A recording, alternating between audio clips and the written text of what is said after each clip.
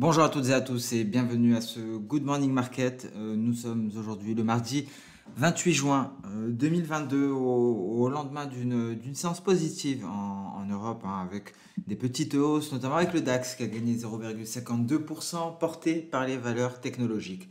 On notera également que le chancelier allemand a déclaré que les relations avec la Russie ne peuvent pas redevenir ce qu'elles étaient avant la guerre. Ce thème de la guerre entre la Russie et l'Ukraine a largement dominé hier. On notera notamment que le commissaire européen à l'énergie, Kadri Simpson, a déclaré qu'une grave perturbation de l'approvisionnement en gaz naturel de l'Union européenne en provenance de Russie semble probable.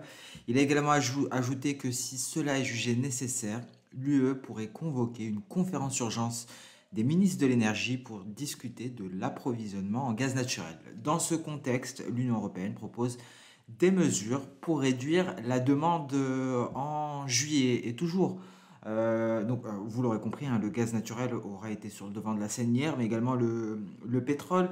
On notera également que le secrétaire général de l'OTAN a annoncé l'expansion massive de la force de réaction de l'OTAN de 40 000 soldats à bien plus de 300 000 soldats avec une majorité en Europe de l'Est, alors que les tensions justement avec la Russie augmentent. Donc voilà concernant le conflit, concernant donc les matières premières.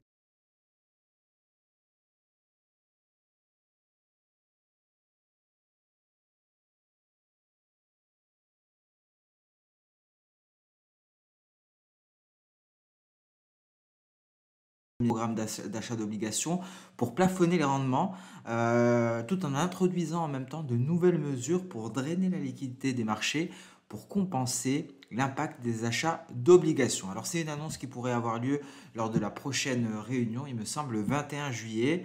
On notera donc un dernier mot, hein, concernant peut-être le pétrole, hein. Il faut noter d'ailleurs que les dirigeants du G7 ont confirmé leur soutien à l'Ukraine. Ils ont promis de soutenir l'Ukraine aussi longtemps qu'il le faudra, hein, je cite, et ils ont discuté d'un mécanisme donc de plafonnement des prix du pétrole russe, tout en cherchant donc d'autres moyens de réduire la capacité de la Russie et la capacité du Kremlin à financer sa guerre en Ukraine. Donc, il y a vraiment des engagements qui sont pris par les pays membres du G7. En parallèle, l'OPEP Plus a réduit son estimation de l'excédent de pétrole en 2022 à 1 million de barils par jour contre 1,4 million de barils par jour précédemment. Et en plus de cela, on a appris que la Libye a averti plutôt qu'en raison de la situation politique instable dans le pays, elle pourrait suspendre une partie des exportations de pétrole dans les prochains jours. Donc les exportations seraient suspendus à partir de 4 terminaux d'exportation d'une capacité totale de 630 000 barils par jour. Donc beaucoup de nouveautés concernant le pétrole. Les perspectives étaient baissières à court terme et aussi à long terme. Mais cela a tout changé, on passe directement à la hausse. Et d'ailleurs, souvenez-vous, on en a parlé la semaine dernière, l'USDK laissait présager une telle reprise haussière sur le pétrole. On a parlé de la corrélation négative entre l'USDK et le pétrole. Cependant, je m'attendais à un nouveau creux, hein. On n'est pas allé aussi bas que ce que j'estimais, que ce que j'envisageais. Effectivement, le pétrole se redresse déjà. On est à 111,20 $. Le SD4, vous voyez, a cassé la ligne de coup de cette figure en épaule-tête-épaule, hein, figure que l'on a abordée hier. Elle est à mi-chemin. L'USD4, pardon, la paire USD4 est à mi-chemin vers l'objectif théorique. Et donc, si on en croit la corrélation négative qu'il y a entre le SD4 et le pétrole WTI et Brent, les pétroles devraient être à mi-chemin, hein. Donc ici, on a gagné près de 10 $. Donc on devrait aller chercher les 119 voire 120 $ le baril pour le WTI. En tout cas, si on se base là-dessus, sur cette corrélation-là, à suivre, hein, parce que ce sont les nouvelles, hein, qui vont décider du sort du pétrole. On a beaucoup de news ces derniers temps sur le sujet, donc il faudra rester à l'écoute des différentes nouvelles qui concernent le marché de l'or noir. Alors on passe à présent sans plus tarder sur les indices boursiers. Voilà pour le contexte général, un contexte général qui a été marqué par de nombreux événements sur les matières premières énergétiques, des événements notamment liés à la guerre entre la Russie et l'Ukraine et de nouvelles mesures qui devraient être prises par peut-être l'Union européenne, mais en tout cas par les pays membres du G7. Alors ici, On a perdu du terrain hein, pendant la nuit. On retrouve des couleurs ce matin, 13 240. En données journalières, on n'a pas grand-chose. Mais ici, en données H4, ces derniers temps, ça nous donne beaucoup plus d'indications. On le sait, on a une grosse résistance. Ici, pour le DAX, c'est le nuage. La situation, on a vu pas une sorte de décorrélation, si je puis dire, entre le DAX et Wall Street. On a des figures chartistes à Wall Street. On a eu des épaules tête épaules inversées qui ont fonctionné avec des objectifs théoriques plus ou moins atteints. Pour le DAX, c'était complètement différent. Ici, on a une grosse résistance. Et c'est ce nuage H4 qui pourrait mettre un terme à cette hausse. Alors, si on arrive à le franchir, et il faudrait un catalyseur, parce qu'à l'heure actuelle, on s'attaque à une très grosse résistance, 13 250 points environ, hein, c'est ce palier des SSB. Alors, ce qu'il faut noter, en revanche, si le DAX parvient à franchir le nuage, ce qui est intéressant, c'est qu'on a une très belle projection d'Osoda ici, avec une belle mèche supérieure. Donc, vous voyez, ça nous donne un objectif aux alentours ici de ce niveau. Hein. On a également ici un gap qu'il faudra très certainement combler, mais en tout cas, on n'irait pas jusque-là. Les projections de Soda nous donnent un objectif aux alentours des 13 620 points. Donc, à suivre, ça ce serait dans le cas où le DAX parvenait à franchir son nuage. Et pour cela, il faudrait un éventuel catalyseur, un catalyseur qui ne parviendra pas hein, du calendrier économique. Alors voilà pour le DAX, on suit avec attention les cours du DAX, on attend de voir si ce dernier parvient à franchir le nuage.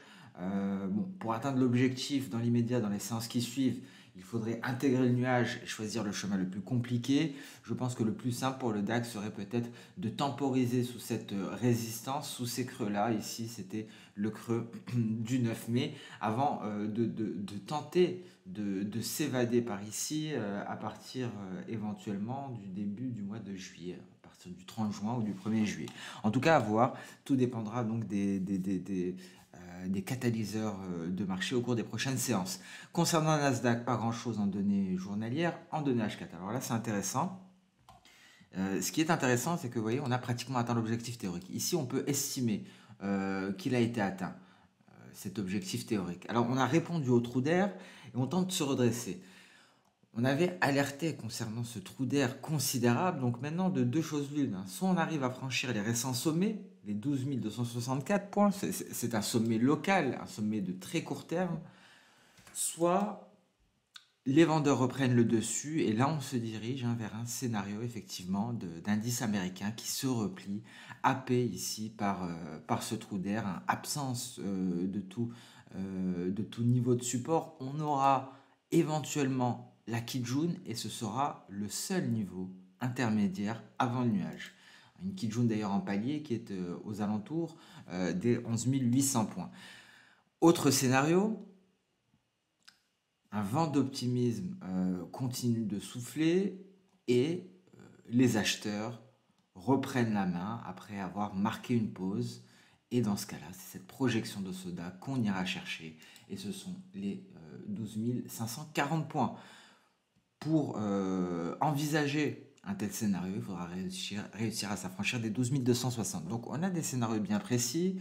On a eu une première partie de scénario qui a été réalisée, cette figure en épaule, tête, épaule inversée. Et maintenant, on attend de voir si les acheteurs parviennent à porter le Nasdaq au-dessus de ce niveau de résistance à 12 260 points. Le S&P 500, alors pas grand chose en journalier, en H4 c'est exactement comme pour le Nasdaq, hein. Nous avons aussi ici une belle projection de Soda en sortie de figure chartiste qui nous donne un objectif un peu plus rapproché. On remarquera que ces objectifs correspondent plus ou moins à des paliers de SSB, hein. Ici c'est plus ou moins un palier de SSB, c'est le seuil psychologique des 4000 points. Et il me semble que c'était un palier de SSB pour le Nasdaq. Alors non, autant pour moi, hein, ce n'était pas un palier d'SSB. Je me suis trompé. Hein. Ce qui correspond à un palier d'SSB, justement, c'est ce sommet local de court terme. Hein, vous voyez, c'est ce petit palier ici hein, pour simplement insister sur le fait que ces paliers de SSB, lorsqu'on les prolonge, hein, ça nous donne des niveaux de support et de résistance assez intéressants. Vous voyez, déjà, on avait déjà fait ce travail-là ici pour ce palier d'SSB légèrement au-dessus de la projection de Soda. Voilà pour cette parenthèse. Le Dow Jones, alors on passe directement hein, en données H4. Vous voyez, hein, pareil, ici on a même surpassé l'objectif.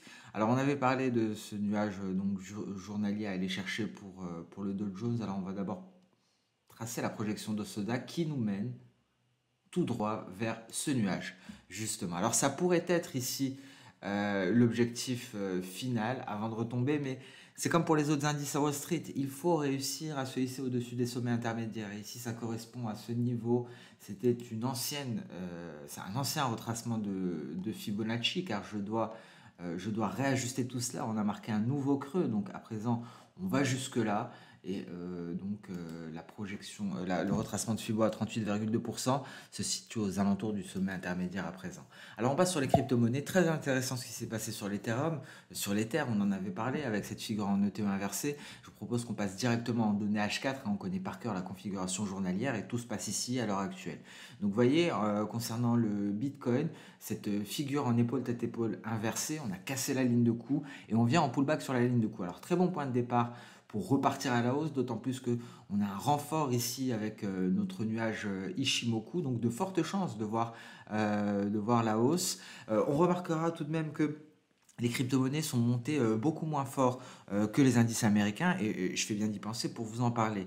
Alors, ce qu'il faut savoir, c'est que la corrélation positive entre les crypto-monnaies et les indices américains, quelque peu c'est réduite. Alors, on a atteint des records de corrélation aux alentours de 0,80 il me semble, entre le Bitcoin et le S&P 500, c'était en avril. Alors à présent, on est revenu aux alentours des 0,72.